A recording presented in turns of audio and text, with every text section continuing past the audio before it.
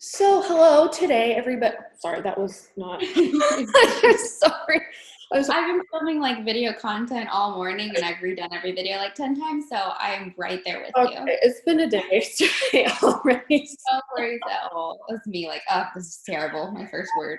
Yes, like that was not a strong. That was not a strong intro. I can't even. Words are so hard right now. I got trust issues with the voice in my head, 'cause it's telling me lies I can't seem to forget. Like you're not enough and you don't deserve love, and I wish I could make it shut up.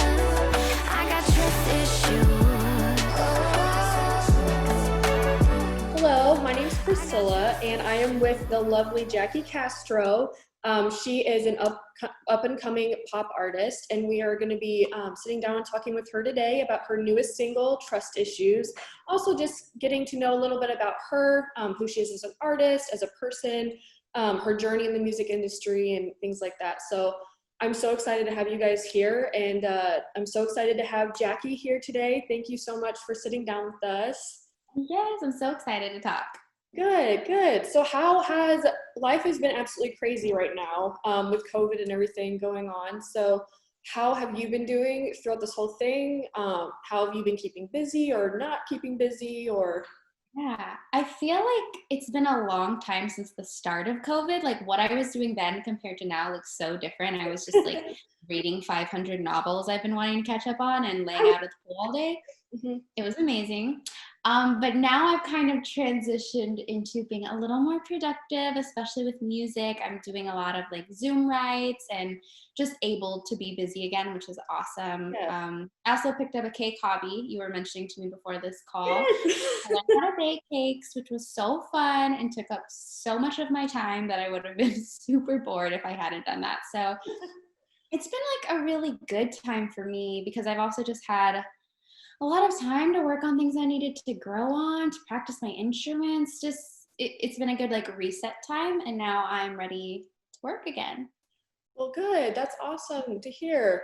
Yeah, I in the beginning of it as well, like I had this long list of books. I was like, well, if I'm going to be made to be home, like in between, working and stuff, I don't just want to binge Netflix, although I did do a little bit of that too. But I read like 8 books, like novels. I mean, it wasn't even like probably should have been catching up on some nonfiction help things or something, but I just read fiction. I mean, and I hadn't done that for fun in like a while, so. I know, it was so fun because I really just never make time for it. So Yeah. I really enjoyed that. Good. That's awesome. I'm glad to hear that it's been kind of a nice reset. I definitely feel that as well. It's kind of forcing all of us to just kind of take a break and take a breath and like recenter and refocus on like what's important and for sure. to reset. So that's awesome. Glad to hear that. Also, your cakes are absolutely gorgeous. They look so delicious. Every single one I see, I'm like, The good thing is that I'm allergic to gluten because I was making so many cakes. Like I would have gained so much weight, so I couldn't eat most of them. I would give them to like my parents or family members. It was fun. It was like a little gift. But occasionally I would make the gluten-free one, and it was bad news because I would eat it for like breakfast, lunch, and dinner. I don't really have self-control, but I know how to make a good gluten-free one too. So thank you. Glad you enjoyed them. Yes, I love just seeing all the interesting designs and just how pretty like they all were. So I made cheesecakes quite a bit, and that was also not good news. I had to stop doing that. Yeah, seriously. Okay, so I want to know, can you tell us about who is Jackie Castro? Who are you as a person, your background, what makes you you? That's a big question. No I'm pressure. obviously an artist, and that comes with having a lot of emotions and feelings. And I feel you. it's my favorite thing to be able to like harness that part of me and put it into song. And it kind of makes me feel like with writing songs, I kind of feel my purpose in that of like, this is who I am as a person, and now I can use that to kind of help other people figure out their feelings and what they're going through. I'm also an Enneagram Type 3, if you know what that is. It's like a personality. I'm a number 2 with a wing. Okay. So Totally. So when I read, like, it's called The Achiever, when I read the description of it, that was the first time I was like, whoa, there are other people that are just like me out there. And it's so interesting. If you don't know your Enneagram number, you need to check it out because it just helps you learn like what your motivations are. I'm kind of a workaholic, perfectionist, but I have a strong wing 4, which is where my emotions are. There we go. Okay, that's getting too technical, but look it up if you don't know what I'm talking about. Yeah, it is. My family background, my parents are from Colombia, South America, so I'm first generation American. That's amazing. Which is super cool to have the opportunity to be here and follow my dreams. So Yeah, wow. a little bit about me. That's incredible. I love that. When did your parents come over here? My mom moved as a little girl. Okay. My grandma came here. She was probably 3, and then my dad not until he was like in his 20s. Oh, wow. And they got married. They moved here. Yeah.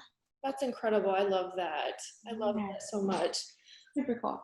Yeah, okay. Well, so who are you as an artist? I know you started on your solo project about 2 years ago now, or a little over? Yeah, I started writing for it 2 years ago, and I started releasing a year ago this Sunday. It's crazy. Yay! Yeah. So yeah, technically the 2-year mark of pursuing my own thing. Okay. So so your solo project, let's talk about that. Who would you say like you as an artist is? Like your style, just tell us a little bit about who you are as an artist. Yeah. I know it kind of intermingles like with who you are as a person as well. Right. Well, it really, when I was in the band was when we actually wrote together my first single, You Want It, I Want It, with no idea that I was going to be doing a solo thing. Like that wasn't in mind. We were just kind of like experimenting with pop music a little more. And I remember when we wrote that song and hearing it with my voice in it for the first time, I was like, oh my gosh, this is me as an artist. Like, I don't even know how to explain how much that song just like was me. And I kind of understood, oh, this is what it would look like if I did my own thing. Yeah. So it's weird. It's just like a feeling of like these melodies, these lyrics, these sounds like feel like me as a person, which is super cool. Yeah. And that's why I moved to Nashville 2 years ago, was really to develop that and figure out who I was. So I would say I really, really, really care about the lyrics. I care about the songwriting. I want every line to mean something to me. I pretty much only write stories from my life. So my music literally is me, all my feelings, my stories, my experiences. Real and authentic. Yeah, and just the whimsy melodies and stuff like that. It feels very genuine to me, and that's why this project has been so exciting to do, because it's just like I get who I am and I get to share it. Yes. Awesome. I love that. So like you mentioned, you were in a band before this with your brothers. Is that correct? Yes. Okay. So tell me a little bit about your journey into the music industry. I'd love to hear about that. And then how you've progressed and then into here. Sorry, go ahead. Right. Well, start at the very beginning. My family is super musical. The story is like my grandpa, he was in Colombia and he was on his way to Mexico City to become a big opera singer when he met my grandma. So then like that dream kind of ended there. They had 8 kids. And my dad and all my uncles, like everyone plays music and sings. My dad would write songs and like record them on little cassettes. But then he had a family. His dream kind of ended there. So what's been super cool is like now me and my brothers have actually gotten to like fully live out what started so long ago and like so far back in my family. So all that to say, music was always in my home. I mean, I was singing from the second I was born. That's every holiday. We just pass around a guitar. From there, I'm trying to remember, my brother Jason was on American Idol. Yeah. He got 4th place, which just like blew open so many doors and really made me feel like, okay, this is possible. I was 12 at the time, but I was like, I can do this. Like Jason did this. Right. This is easy. Exactly. So, yeah, that was really helpful for me. Just opened the doors and made me believe I could do it. Wow. So then fast forward through college, we kind of started passing around the idea of doing a band because we had made some YouTube covers that did really well together. Me and my brothers, like we did Katy Perry Roar, and that one just like did really well, which was funny, random thing. And everyone was like, you need to be a band. Your voices sound perfect together. And so we did it. So I graduated college super early. I did it in like 2.5 years. Are you serious? And yes, it was a lot of sleepless nights, but we did it. That's And I immediately left, went to Nashville, and signed my first record deal. So it was crazy. I was 20 years old, 19, 20. gosh. So I had a weird experience in the sense of like, you usually start out unsigned and then like work to being signed. I went signed to unsigned. Oh, So, which I think was really awesome that it worked out that way, because I got, the real intro to the industry. I was Yeah. set up with professional rights right away. I wow. got to tour with Andy Grammer, Gavin DeGraw, and Casey Musgraves we played a show with. Just You played a super show cool with thing. Musgraves. Yes, in Dallas. Wow. Yeah, in Dallas. That was super cool. That's amazing. All that to say, it was an incredible experience. Like, I grew 100% as an artist, and especially as a writer. It really like grew my confidence. But then it's the end of 2017 when I left the band, and it was just like, it wasn't feeling right for the family anymore. It was hard. There were a lot of disagreements that just naturally come with having to make decisions together with your siblings constantly. Yeah. So there was like that with a mix of like, I don't know, maybe I'm an artist. We'll see what my sound is. We'll see what I have to say. It was just like, I'm going to go try this. So went to Nashville. Wow. And that is when someone I think you actually know, Mark Siegel, Yes, reached out I to know. me, my producer I work with a lot. Okay. And he was like, I want to write your album with you. And I was like, I don't know what I sound like. What would my album even be? But we just got to work, and it happened so naturally. I feel like I very quickly understood it's just me. I just have to like sing my melodies, and that's me. I felt like I had to figure out the exact sound and the exact package, but yeah, it was just a very natural Kind of figure out as progression. you go kind of thing. Is that Yeah, definitely. And so a year later from releasing music, I'm like really blown away at where I am now, and just very thankful for this whole journey and how it's just really fallen into place. So it's been really cool. that's awesome. I remember actually from one of his Instagram stories like 2 years ago, right when you think you moved to Nashville, he like showed a clip of one of your guys' sessions, and I was like, who is this person? Like this. I know which song it was. It was Luckiest. Yes. I remember you reaching out. Yes. Yeah. For now, so crazy. It is so, and I have loved just watching like from your very first single being released to now, and just each song is just better and better and better, and your music videos and just, I mean, I've loved watching every single thing. Side note, how did you and Mark meet? Because that's such a funny connect. We met like the year before because my band opened for Jacob Whiteside's, so I went on tour Are with you him. serious? Yes. Gosh, I met Jacob. He was such a sweet kid when he was a kid when I met him. So Mark does a ton with Jacob, and he was on that tour. And Mark and I didn't really hang out a ton on that tour. We were just kind of around each other. So that's why I was like surprised. I was like, wow, you somehow see potential in me that I don't even know yet. So that was an amazing connection. And Wow. he's a big partner of mine in this thing. So it's awesome. Well, he's incredible. I love his work too. So, but I mean, yes, like your voice is just absolutely incredible, and Thank you. all of your music. I mean, each song, I think, especially Hourglass, that one, when that one came out, that I really connected with that one. I know your grandmother had passed away, and I connected on the level. My cousin had cancer, and he was my age and passed away about 5 years ago now. And I was actually, it came on this morning as I was on my way into work, and I kind of teared up a little bit because it just the honest lyrics and just like your journey going through that, you could just really feel the emotion and your passion in every single song. Yeah, well, that song was a really unique experience in the sense of usually it takes a song like a year, 2 years to come out. There's just like, you already have other singles lined up.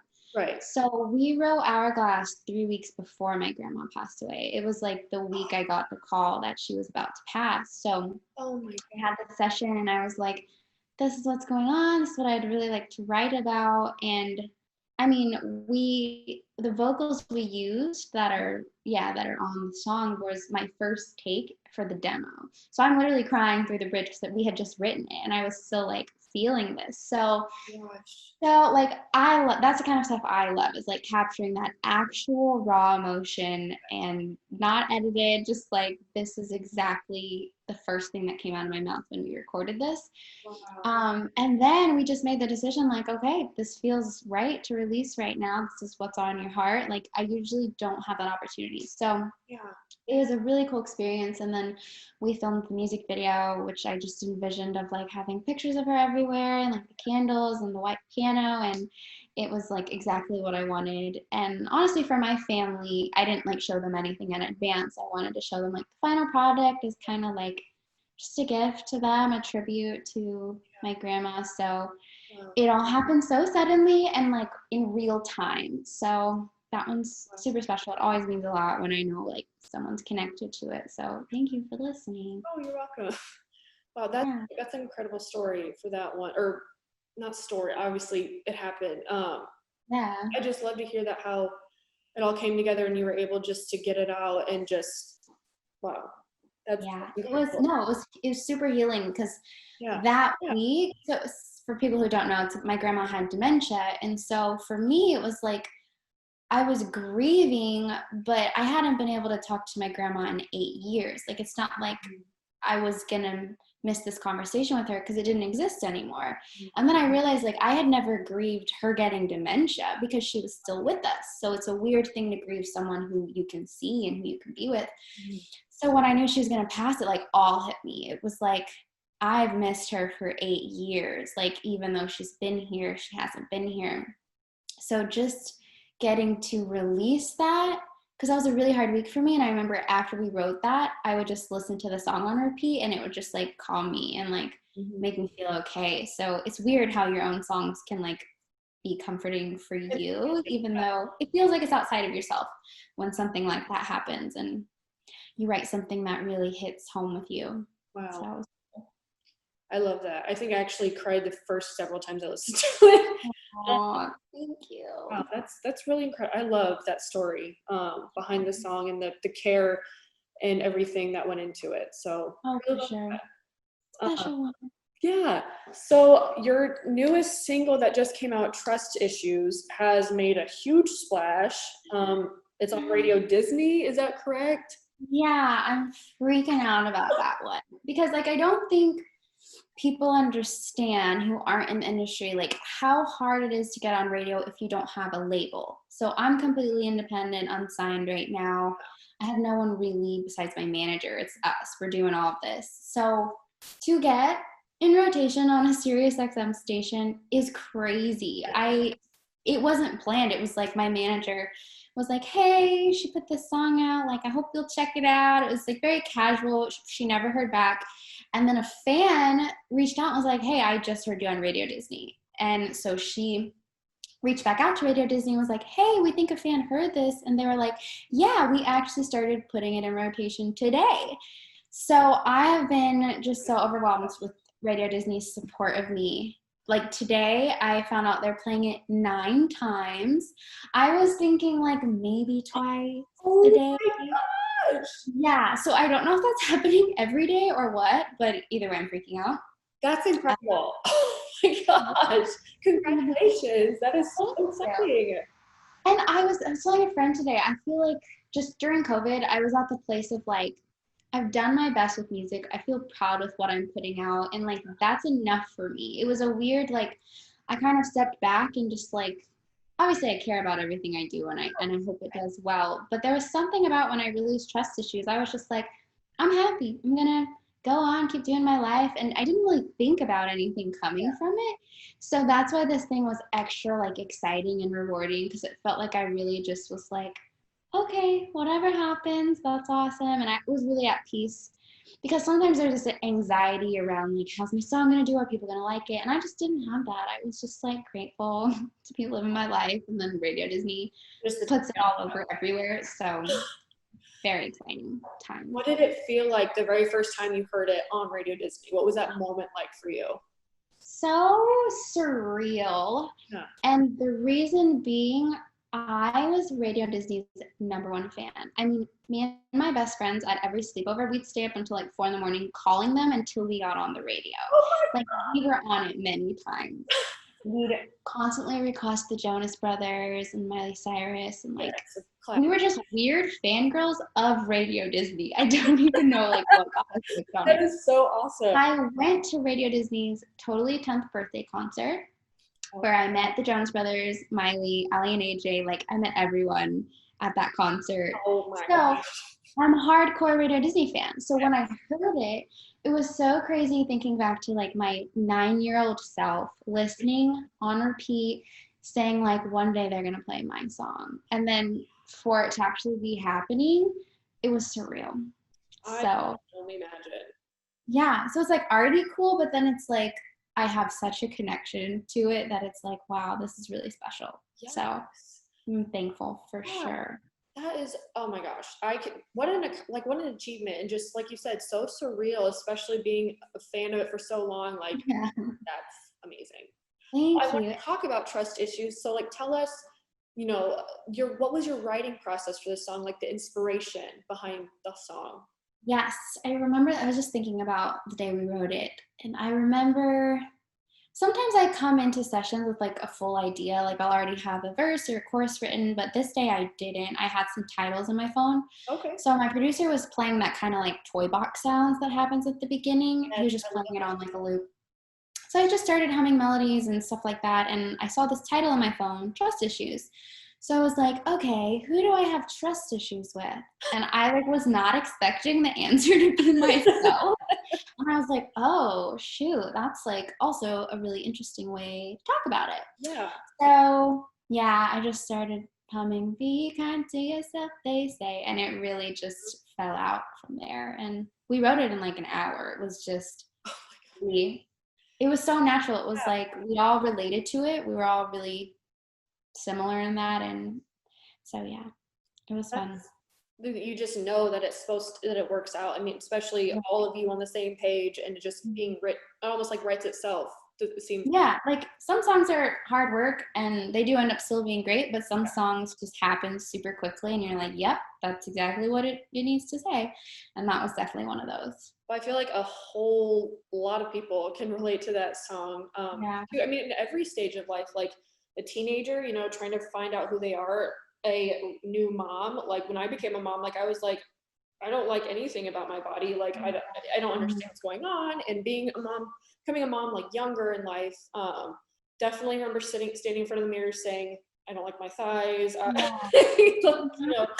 I just can really see myself. And I know so many people can relate to that song too. So I love, I just love the way you like captured the essence of like a struggle that everyone in the world, I'm sure, has struggled with at one point or the other. So yeah, well, something I feel like I've really learned in songwriting is the more specific you are to like what you're feeling, and like you don't think about what are other people feeling, like the more specific you get about that, the more universal it always is. yes. And that's what I learned a lot through songwriting, is just how similar we all are. Like if I can say something so specific about exactly what I feel, and this amount of people have felt that too, it's like, I don't know, it's really cool. It makes me realize just the connection. And right. So yeah, I was just really personal about it, and it turns out tons of people feel the exact same thing. So that was the coolest part, was just I really care about the topic so much, and it gave me a chance to just have some like one-on-one conversations about mental health with people in my DMs and stuff like that, that it gave me the door to like something I really care about. And that's what was the most exciting for me with this one. Wow, I love that. I love that a lot. I also, the music video for it was just, I mean, all of your music videos have just been so visually stunning, and just really capture, I like all the close-ups on your face. Like you can just see the emotion. Just, it doesn't seem like you're acting. Like I know some people in front of videos, music videos, you see like they don't really feel the song, or like you're just so natural in front of the camera. So Thanks. You're welcome. That means a lot. You're welcome. So like when you're planning your music videos, especially for this one, like what was that process like? Yeah.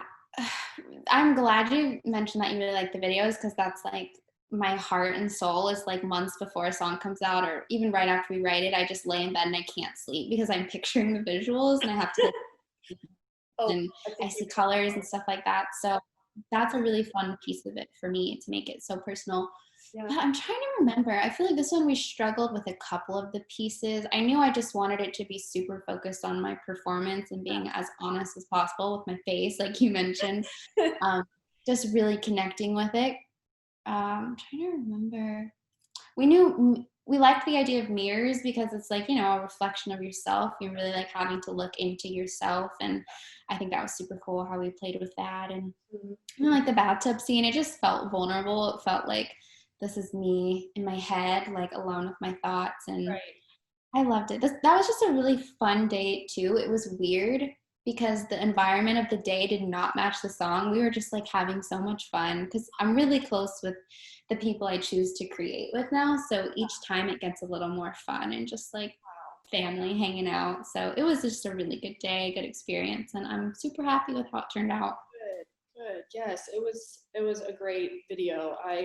I'm the same way. Like music videos are like because working for a music label as well. Like those are my favorite parts of releasing. Yes. Like visuals, and I've been a part of several like planning sessions for music videos and filming them, and that's the way I like really connect with songs, and is like just the visuals behind it. I feel like the songs themselves, like they're amazing, but when you put a video behind it that really just like, I don't know, drives the meaning home. Like I feel like people even more so can connect with it because your emotions, your facial expressions, just your body language, like it's just like, I don't know, really good. Yeah. So And as an artist, it's just like another piece to like explain who you are as a person and like give people a fuller picture of what's going through your head than just the words. So it's so rewarding to see the video and like think of the whole journey of like when it was being written to finish to know the video. It's like that's the full circle moment for me is the finished product. I love that. Yes, I absolutely love Trust Issues. And if you have not seen it yet or seen the music video, go watch it now. Go listen to it now. Seriously, you will not be disappointed. It is so good. Every single one of her songs is incredible. So go listen. So my next question, sorry, hold on a second. Okay. So kind of going back to your writing process, does the writing process for each of your songs kind of start out the same? Do you have like a routine, like a ritual that gets you in the mode, or is it just different for each song? I feel like it's been different for the season. So like 2 years ago, I started writing this project. And for that, like probably whole first year, I pretty much wrote a piece of every song at home and had like a fully developed idea. Okay. And it was because like I'd never told any of my stories about myself yet. So I had so much to say and I could like get them ready ahead of time basically. So that was a lot of just like coming in with a verse or a chorus and knowing exactly the specific story I wanted to tell that day, which is amazing. And it was in a way easier to kind of have that starting point. Yeah. So kind of where I'm at now is I've written so many songs. Like I've talked about any relationship I could have had in many different ways. So I've said a lot about myself. So it's had to kind of push me to start with a lot more blank slates. I'll go into a session and like ask the producer to just play me some sounds and kind of hum things, see what it feels like and kind of connect a topic to the feeling. Also, I've been experimenting with writing songs for other people.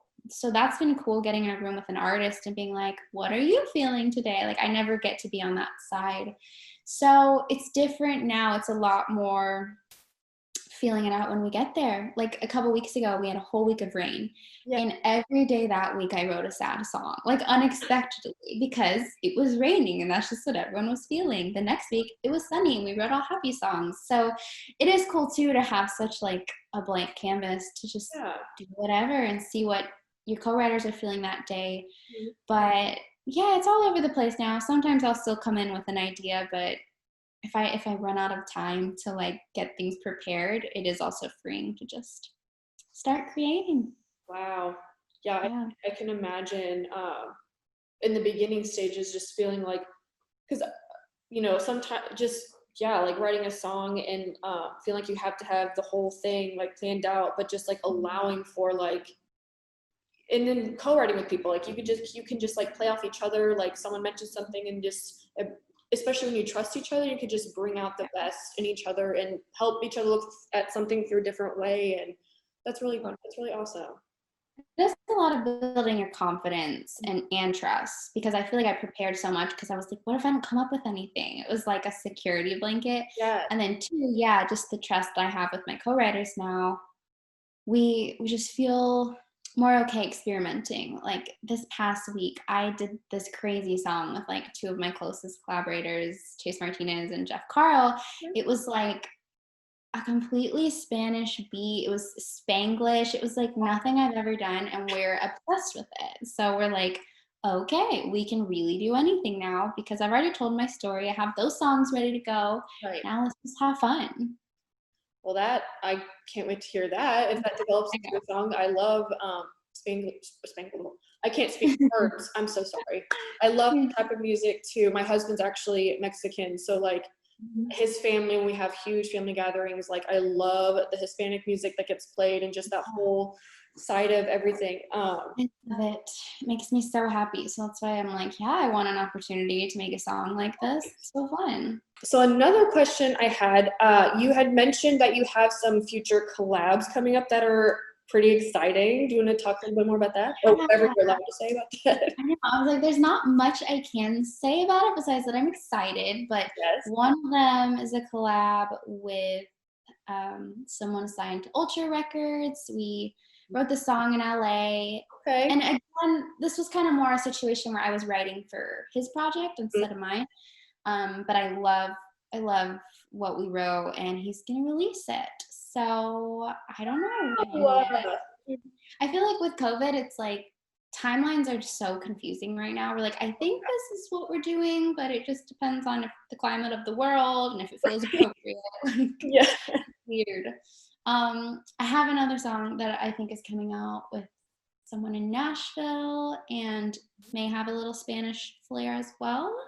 So just like so fun, just like doing things that are different from my solo project because I can, and why not? So it shows your versatility, and I think that's very valuable as an artist, that you can do so many different things. Like some people, I've never understood when people have said like, oh, well, they sold out because they switched to that genre or they tried that. And I'm like, I feel like it shows that the artist is extremely versatile, that they can do so many different genres, that they're not just stuck in one spot. I mean, I love that. I love seeing all the different styles that my favorite artists can do. And yeah, and it's like, I don't know, why would you put yourself in a box and like limit your opportunities? Exactly. For me, it's like the more genres, the more places I can be in, like the more fans I can get that I maybe wouldn't have reached before. So I love collaborating and expanding my audience for sure. Well, that's awesome.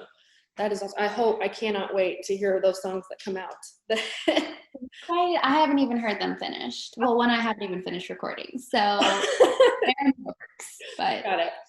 Yeah. Do you have any future like Jackie Castro songs that will be coming out soon or at some point? Or well, we are definitely wrapping up a couple. I would say there's like 3 or 4 that like we know we're going to release and that we're kind of putting final touches on. Again, timelines are just a weird thing right now, but yes, you will be seeing more music from me in 2020. And of course, they're all songs I'm super excited about because it's still kind of at that beginning stage of my writing where it was like, these are all the things that I want you to know about me. And so it's like, I'm ready to get each of these pieces out to just kind of show my fans more and more like what I'm about. Yeah.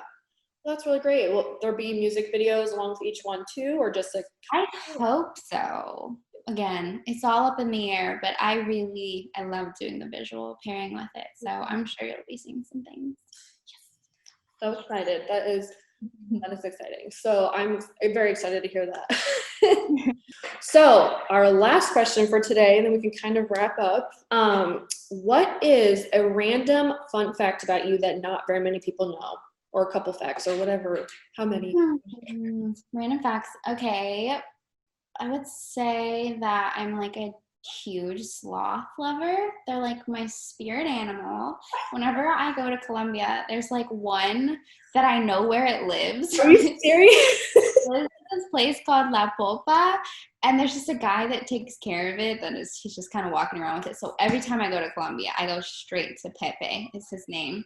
I have lots of pictures and videos with him. I have many different, like, I've never bought sloth things, but people buy them for me a lot. So I have summer sloth socks, like they're on the beach. I have winter, I have Christmas sloth socks. I have sloth mugs. I just really love them, and it makes me sad when people say they're not cute and they're kind of gross, because they're extremely cute, and I've gotten lots of hugs from them. So I love sloths. I've never met one in person. Do they actually like to hug people? Oh yeah, they just come on, give you a hug, and they turn their little heads all slow and snuggle you. They're so cute, so cute. I like sloths. I hate to say it, it took me a second to like really understand, like, 'cause I remember the first time I saw one, I was like, what is that? But like getting to know them a little bit more and like seeing more pictures and videos, I'm like, okay, yeah, they're so cute. Right. There's the little tiny baby sloths. So cute. I love sloths. Oh my gosh. It's totally well, kind of related to your sloth thing. Have you, so I know you have like nieces, and have you seen Zootopia by chance? I love that movie. Me Yes. too. Why is that such a good movie? I watched it because I was babysitting my cousin, Okay. and I wanted, like, anytime I'd come over, I'd be like, can we watch Zootopia? Like, I really liked that movie. My kids love that movie too, so I was not mad when they wanted to watch it a million times in a row, but Oh yeah, the sloth at like the post office or something, or whatever it is. hilarious because everyone always complains like the DMV people are so slow. Yeah, so funny. Such a hilarious movie. I'm glad you reminded me of it. Yes, and then at the very end, sorry if this is like ruining for anyone that has not seen it, but at the very end when it's like he's in the race car. I just thought it was hilarious. And there was the sloth, and the girl sloth's name was Priscilla. So I was like, okay, this is I love my favorite. You had a connection. That's awesome. I'm glad we like bonded over that for a second. Yes, I love that. I love that movie. Well, okay, well, thank you so much for sitting down with us, and I loved getting to chat with you and just hear about your life and like what's going on and all the exciting things that you have that have happened and that are coming up still. I hope Thanks for having me. you guys learned a little bit more about you, and for sure, if you have not listened to Jackie Castro, go on to every single digital streaming platform, stream her music, go to YouTube, watch her videos. They're all incredible. You would not be disappointed. So Thank you. You're so sweet. It's so great to talk to you. yes, it was awesome to talk to you too. Thank you again so much.